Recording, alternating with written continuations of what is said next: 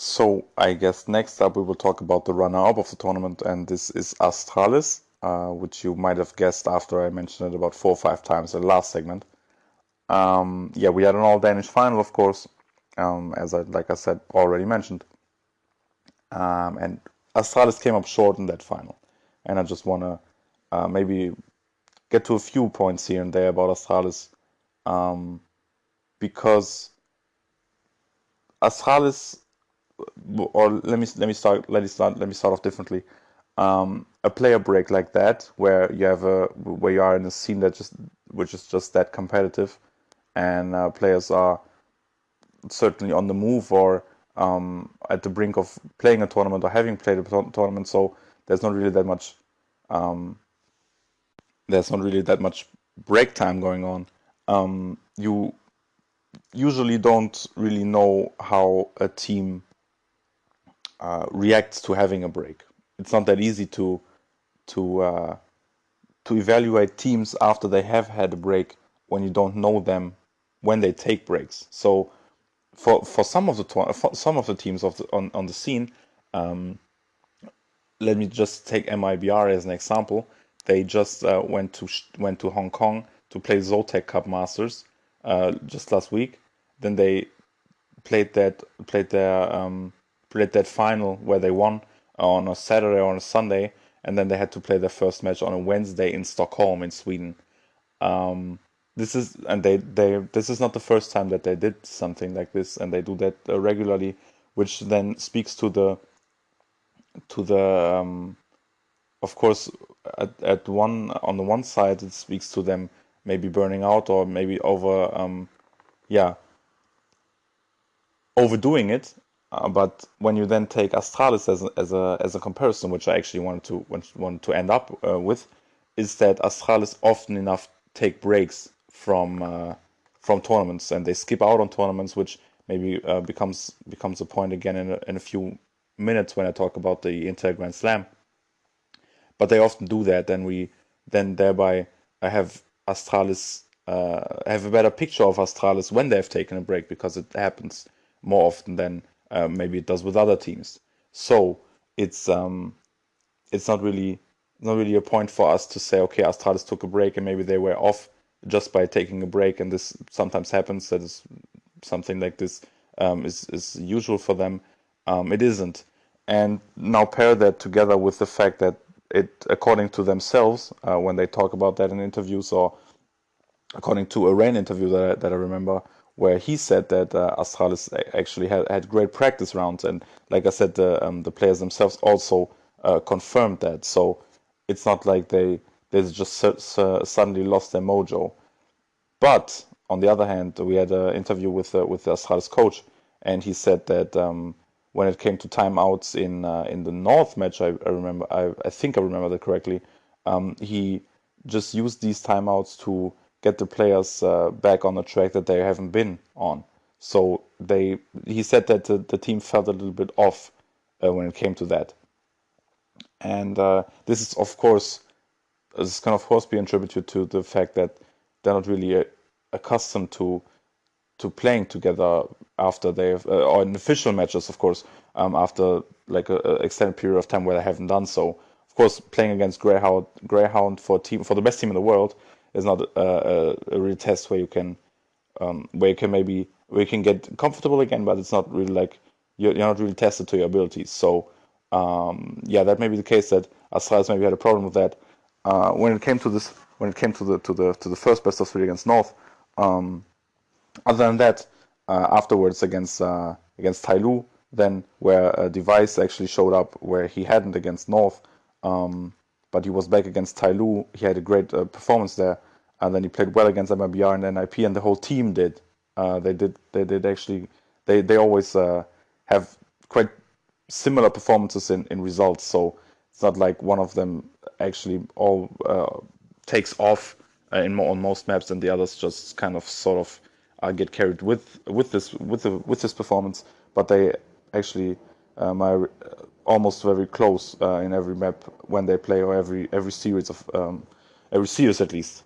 So yeah, they then were now then actually played the final against North, and yeah, then they had problems again.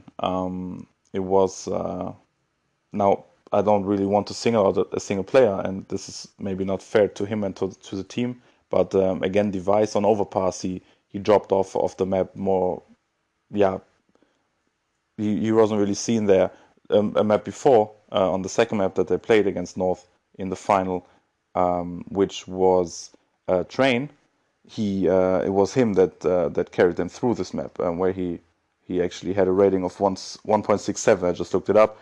He was the best player on the map at that time, and it's not like he's to blame for this. But maybe it's indicative of the performance that the team has when their AWPer isn't really in shape to do the things that we are used to seeing from him.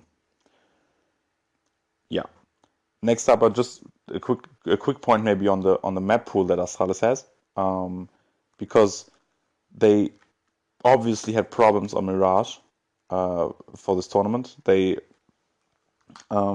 actually were asked once, I don't know after which map it was, after which series it was, but Dupree was asked why they actually keep playing Mirage, as they have now shown to have these problems, because they not only lost against Tai Lu on Mirage, which they then, which they, I don't know, which they shouldn't have, or which they shouldn't have given up in case that they don't really feel comfortable on it. The other time when they lost on it was against North, and another time as a third map in their group best of three. But yeah, accordingly, they still picked it, and they picked it against NIP, had problems there again, but ended up closing it out with a 16-14. But it looks like they sort of have problems on there. Dupree actually then said, as an answer, he said, yeah, we know we have problems, but we pick it in order to show you and us that we can still win on it, and they feel like they can still perform on it. But like I said, this tournament showed evidence to it being otherwise, because the other win, they went 2-2 in this series, in this tournament on the map, and the other win was against Greyhound in the first round. So yeah, that isn't really indicative of them being able to perform there against a bigger competition. So this could be a problem for them, when Astralis was actually the team that had the best map pool of all the teams in the circuit, especially after Cobblestone got swapped out. But now they seem to have a problem on Mirage, which they may be able to fix quite quickly. I don't know, but they also don't really feel comfortable on Cage, which is the only map that they haven't played in this tournament. And I don't know what's up with that. Maybe they just weren't feeling it, or in practice they weren't really able to show up to their liking. But this is, like I said, the only map that they haven't played, and they haven't allowed to go through. I don't really have the pick and bans for all the matches in my head now, but most of the time it was them who removed it, either as the first ban, or then actually as a second in the second rotation, as a ban in the second rotation. Yeah, we don't know what's up with that, and this could maybe be a concern. It may be a minor concern, because it's not really like this is something that could be make or break for Astralis, especially when it's the case that they still have 5 other maps that they can play. But when you are Astralis, and when you think about them being the best team in the world, and then we go into the major in the next few days, they will actually be part of the new challenger stage. This could maybe be a point where where this is something that could be, let's say, worrisome for them. Not really a problem, but this could maybe be something for the fans of Astralis to think, okay, maybe we are not in the shape that we would like to be in, when considering we are the best team in the world. Yeah. And something, of course, that's actually going to be my second to last point on Astralis. It could always be the case that they are saving strats for the major. There was actually a round against Tai Lu, which the analysts highlighted in their post-match analysis, where you saw Astralis playing a strat in this 27th round, I believe, where Tai Lu already had 15 rounds to their name, which was a round for Astralis that could be very well be out of a strat book that they weren't really banking on using for this tournament. Yeah, and this is maybe then also something that goes back to the Mirage talk of them trying on not really releasing all of their strats for this map or for other maps, and yeah, this could always be a case, and this could also be smart for them.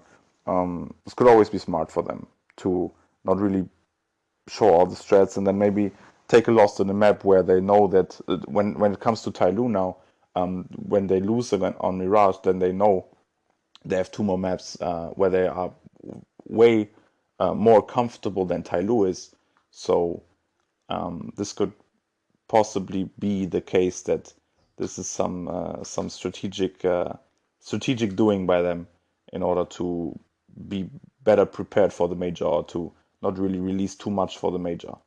This is actually when it comes to North, we have North now who have played 12 maps in this tournament right now. So there's a lot of VODs and a lot of demos that their opponents can watch in order to make sure to be prepared for the things that they do differently now than they have been doing them in the past.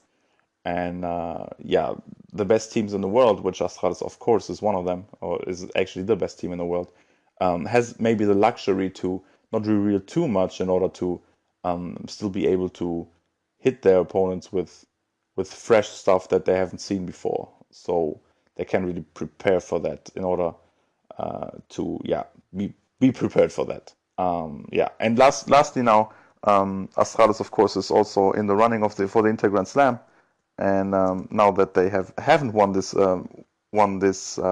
this tournament, which would have counted towards the Inter Grand Slam,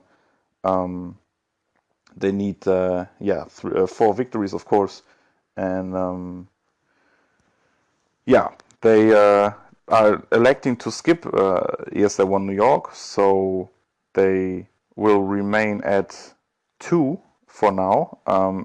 Also after New York, so the next one will be IEM Chicago afterwards, and yeah, it will be interesting to see how they plan on, if they actually plan on making sure that this is something. Of course, when it's $1 million on the line, I don't think that Astralis are neglecting that totally, but they made a decision to skip on ESL1 New York, so it's something. It's also a point that they had in mind when they talked about the Inter Grand Slam. Maybe they feel comfortable getting 2 more tournament wins before their win in Marseille runs out in, I guess, in April or around April. So they might be thinking that they will have a chance to do that again, or to do that still, although New York will not be attended by them. So yeah, this will always be something that will be on the mind when it comes to DreamHack and ESL1 and Intel Extreme Masters tournaments. But yeah, we will also talk about the Inter Grand Slam in a few more segments when there's another team that also has this in mind and was maybe a little bit disappointed after this tournament ended, or after their performance in this tournament ended.